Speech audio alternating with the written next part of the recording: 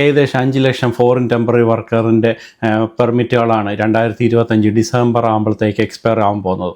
അതിൽ തന്നെ 2 ലക്ഷം PGWPയുടെ work പെർമിറ്റുകളും expire ആകാൻ പോവുകയാണ്. ഇനി അവരുടെ ഭാവി എന്ത്? എല്ലാവർക്കും പുതിയൊരു വീഡിയോയിലേക്ക് സ്വാഗതം.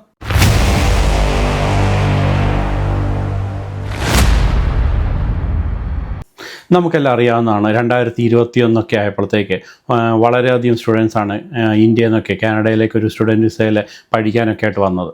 അതിൻ്റെ മെയിൻ കാര്യം എന്ന് പറയുന്നത് 2020-21 കാലഘട്ടത്തിൽ ഒത്തിരി പേർക്ക് കാനഡ ഗവൺമെൻറ് PR കൊടുക്കുകയൊക്കെ ചെയ്തു.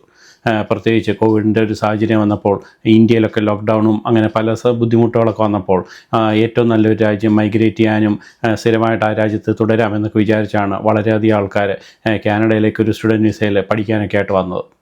ആദ്യമൊക്കെ അങ്ങനെ വന്നിട്ടുള്ള ആൾക്കാർക്ക് മുഴുവൻ കൂട്ടത്തോട് ഗവൺമെൻറ് PR കൊടുക്കുന്നത് കണ്ടിട്ട് ആൾക്കാരുടെ എണ്ണം കൂടുകയൊക്കെ ചെയ്തു. അങ്ങനെ 2021 കാലഘട്ടത്തിലൊക്കെ ഒരുവിധം നല്ല രീതിയിൽ ആൾക്കാർ കാനഡയിൽ പഠിക്കാനൊക്കെ വന്നു. അങ്ങനെ 2021-22 അവരുടെ പഠനശേഷം 23 ആയപ്പം അവർക്കെല്ലാം അപ്ലൈ ചെയ്ത എല്ലാവർക്കും തന്നെ PGWP ഒക്കെ കിട്ടുകയുണ്ടായി. അങ്ങനെ 2023 PGWP കിട്ടിയവരുടെ എല്ലാം 2025 ഡിസംബർ ആകുമ്പോഴത്തേക്ക് അവരുടെ PGWP ഇപ്പം എക്സ്പയർ ആകാൻ പോവാണ്. 2020 മുമ്പ് വന്നിട്ടുള്ള പല ആൾക്കാർക്കും PGWP ഒക്കെ എക്സ്റ്റൻഷൻ കിട്ടുകയും അവർക്ക് PR സാധ്യതയൊക്കെ കൂടുകയൊക്കെ ചെയ്തു. എന്നാൽ അങ്ങനത്തെ ഒരു എക്സ്റ്റൻഷനൊക്കെ ഇപ്പം നിർത്തലാക്കിയത് കാരണം 2025 ഡിസംബർ ആകുമ്പോൾ ആ പെർമിറ്റുകളൊക്കെ എക്സ്പയർ ആയി കഴിഞ്ഞാൽ ഉടനെ തന്നെ അവർ ഈ രാജ്യം വിട്ട് പോകണം എന്നാണ് കാനഡ ഗവൺമെൻറ് റൂള്. അതിൽ പ്രകാരം ലേറ്റസ്റ്റ് ഒരു കണക്ക് പറയുകയാണെങ്കിൽ ഏകദേശം 5 ലക്ഷം ഫോറിൻ ടെമ്പററി വർക്കറാണ് അവരുടെ പെർമിറ്റുകൾ ഈ ഡിസംബർ ആകുമ്പോഴത്തേക്ക് എക്സ്പയർ ആകാൻ പോകുന്നത്. അതിൽ തന്നെ ഏകദേശം 2 ലക്ഷം ആൾക്കാരുടെയാണ് PGWPയിൽ തന്നെ എക്സ്പയർ ആവാനായിട്ടിരിക്കുന്നത്. പല PGWPയിലൊക്കെ വന്നിട്ടുള്ള പല ആൾക്കാർ പല രീതിയിലും ഒരു PR കിട്ടാനായിട്ട് പല ശ്രമങ്ങളും നടത്തുകയുണ്ടായി. അത് ഏതെങ്കിലും നോമിനേഷൻ പ്രോഗ്രാമോ അല്ലെങ്കിൽ LMI ജോബ് വഴിയോ അതുമല്ല ഏതെങ്കിലും ലാംഗ്വേജ് പ്രൊഫഷൻസി വഴിയൊക്കെ PR കിട്ടാനുള്ള ശ്രമങ്ങൾ പലതും നടത്തുകയുണ്ടായി. എന്നാൽ ഗവൺമെൻറ്റിൻ്റെ മാറി വരുന്ന ഓരോ നയങ്ങൾ കാരണം അങ്ങനെ ശ്രമിക്കും തോറും ആ ബുദ്ധിമുട്ടുകളെല്ലാം കൂടിക്കൂടി വന്നുകൊണ്ടിരിക്കുകയാണ്. ഇപ്പം നമ്മൾ ലേറ്റസ്റ്റ് ആയിട്ടുള്ള CRS റോ ഒക്കെ നോക്കിക്കഴിഞ്ഞാൽ നമുക്കതിന് മനസ്സിലാവും 500-ന് മുകളിലൊക്കെ ഉള്ള ആൾക്കാരെയാണ് അവർ ഇൻവൈറ്റ് ചെയ്യുന്നത് എന്നുള്ളത്. അതും വെറും 1000 പേരും അല്ലെങ്കിൽ 3000 പേരെയും ഒക്കെയാണ് അവർ ഇൻവൈറ്റ് ചെയ്യുന്നത്.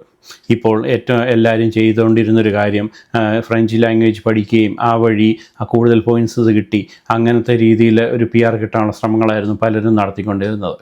എന്നാൽ ഈ ഫ്രഞ്ച് ലാംഗ്വേജിൻ്റെ പ്രൊഫഷൻസിയുടെ ഒരു കാറ്റഗറി ബേസ്ഡ് ആയിട്ടുള്ള ഡ്രോ കണ്ടക്ട് ചെയ്തപ്പോൾ ആദ്യമൊക്കെ വെറും 300 അല്ലെങ്കിൽ 400 സ്കോറുള്ളവരെയായിരുന്നു അവർ ഇൻവൈറ്റ് ചെയ്തതെങ്കിൽ ഏറ്റവും ലേറ്റസ്റ്റ് ആയിട്ടുള്ള ഫ്രഞ്ച് ലാംഗ്വേജ് പ്രൊഫഷൻസിയുടെ ഡ്രോ കണ്ടക്ട് ചെയ്തപ്പോൾ അത് ഹൈ സ്കോറായിട്ടുള്ള ഒരു 481 സ്കോറിലാണ് അവർ ഇൻവൈറ്റ് ചെയ്തേക്കുന്നത്.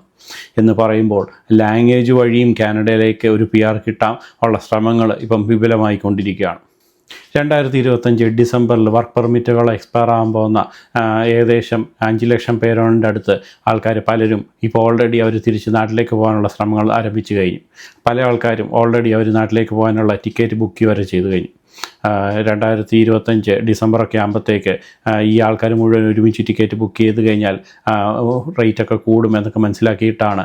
മാത്രമല്ല അവർക്ക് ഇവിടെ കാനഡയിലുണ്ടായിരുന്ന പ്രതീക്ഷയെല്ലാം കംപ്ലീറ്റ് അവർക്ക് നശിച്ചു. ഇത് കാരണമാണ് ഓൾറെഡി ഇപ്പോൾ ഓഗസ്റ്റ് ആയപ്പം തന്നെ പല ആൾക്കാരും അവർ തിരിച്ച് നാട്ടിലേക്ക് പോകാൻ തുടങ്ങിയത്. കാരണം ഇപ്പോഴത്തെ ഒരു CRS ഡിസ്ട്രിബ്യൂഷൻ നമ്മൾ നോക്കിക്കഴിഞ്ഞാൽ 500-ന് മുകളിലുള്ളവരുടെ എണ്ണം തന്നെ ഏകദേശം 24,000 പേരാണ്. എന്നാൽ 450 തൊട്ട് 500 വരെയുള്ളവരുടെ എണ്ണമാവട്ടെ 75,000. അങ്ങനെ ടോട്ടലായിട്ട് കൂട്ടുമ്പോൾ ഏകദേശം 1 ലക്ഷം ആൾക്കാരാണ് 450-ന് മുകളിലായിട്ട് എലിജിബിളായിട്ട് കാനഡയിൽ ഇപ്പം PR കാത്തിരിക്കുന്നത്. അങ്ങനെ ഇരിക്കുമ്പോൾ തന്നെ 450-500-ൻ്റെ ഇടയ്ക്കുള്ള പല ആൾക്കാർക്കും ഉടനെയെങ്ങും അവർക്കൊരു ഇൻവിറ്റേഷൻ കിട്ടത്തില്ല എന്ന് ഏകദേശം ഉറപ്പായി. പ്രത്യേകിച്ച് ഈ വർഷം 2025 ഡിസംബറിനുള്ളിൽ ഒരു കാരണവശാലും അങ്ങനെയുള്ളവർക്കൊരു ഇൻവിറ്റേഷൻ നടക്കത്തില്ല എന്നവർക്ക് ഉത്തമ ബോധ്യം വന്നതുകൊണ്ടാണ് അങ്ങനെയുള്ള ആൾക്കാർ പലരും തിരിച്ച് നാട്ടിലേക്ക് പോകുന്നത്. അങ്ങനെ നാട്ടിലേക്ക് പോയെന്ന് വെച്ച് ഒരിക്കലും കാനഡയിലുള്ള ഒരു സാധ്യത ഇല്ലാതാവുകയോ ഒന്നും ചെയ്യത്തില്ല. കാരണം നാട്ടിലിരുന്ന് വേണമെങ്കിൽ അവർക്ക് വീണ്ടും ഇത് അപ്ലൈ ചെയ്യാനൊക്കെ സാധിക്കും. നാളെ എപ്പോഴെങ്കിലും CRS സ്കോർ കുറയുകയോ എന്തെങ്കിലും ചെയ്തു കഴിഞ്ഞാൽ അവർക്ക് ഇൻവിറ്റേഷൻ കിട്ടിയാൽ തീർച്ചയായിട്ടും അവർക്ക് തിരിച്ച് കാനഡയിലേക്ക് വരാനും അതും PR കിട്ടിയിട്ട് തിരിച്ചു വരുവാണെങ്കിൽ ഉറപ്പായിട്ടും കാനഡയിൽ ലൈഫ് ലോങ് ഇവിടെ നിൽക്കാനും സാധിക്കും. വൺസ് ഒരു വട്ടം നമ്മളിവിടുന്ന് തിരിച്ച് നാട്ടിലേക്ക് പോയി എന്ന് പറയുമ്പോൾ ഇത്രയും നാൾ അവർക്ക് കിട്ടിയ ഒരു കനേഡിയൻ എക്സ്പീരിയൻസ് ആയിക്കോട്ടെ, അല്ലെങ്കിൽ എഡ്യൂക്കേഷൻ്റെ പോയിൻറ്റ്സ് ആയിക്കോട്ടെ, അതുമല്ല അവർ എന്തെങ്കിലും ലാംഗ്വേജിൻ്റെ എക്സാമൊക്കെ പാസ്സായിട്ടുണ്ടെങ്കിൽ അതൊന്നും അവർക്ക് നഷ്ടപ്പെടത്തില്ല. എന്നാൽ കാനഡയിൽ എക്സ്പയർ ആയതിനു ശേഷം തുടരുവാണെങ്കിൽ അതവർക്ക് ബ്ലാക്ക് ലിസ്റ്റ് ആവുകയും പിന്നീട് ഒരു കാരണവശാലും അവർക്ക് PR കിട്ടിയാൽ പോലും കാനഡയിൽ ഇവിടെ നിൽക്കാൻ ഗവൺമെൻറ് സമ്മതിക്കത്തില്ല. അതുകൊണ്ടാണ് അങ്ങനെ റിസ്ക് എടുക്കാതിരിക്കാൻ വേണ്ടിയാണ് പല ആൾക്കാരും ഓൾറെഡി ഇപ്പോൾ തിരിച്ച് നാട്ടിലേക്ക് പോയി ഇനി ബാക്കി നാട്ടിലിരുന്നുകൊണ്ട് അപ്ലൈ ചെയ്യാം എന്ന് തീരുമാനിച്ചിരിക്കുന്നത്. ഈ 2 മാസത്തിനുള്ളിൽ തന്നെ കൃത്യമായിട്ട് എത്ര പേർ വർക്ക് പെർമിറ്റുകളാണ് എക്സ്പയർ ആകാൻ പോകുന്നത് എന്ന കണക്കുകൾ ഔദ്യോഗികമായിട്ട് പബ്ലിഷ് ചെയ്യാനിരിക്കുകയാണ്. ആ വരുന്ന ഇൻഫർമേഷൻ വരുന്ന മുറയ്ക്ക് അതെല്ലാം നിങ്ങളെ ഞാൻ അറിയിക്കുന്നതായിരിക്കും. പുതിയൊരു വീഡിയോ ആയിട്ട് കാണുന്നിടം വരെ it's me signing off. By.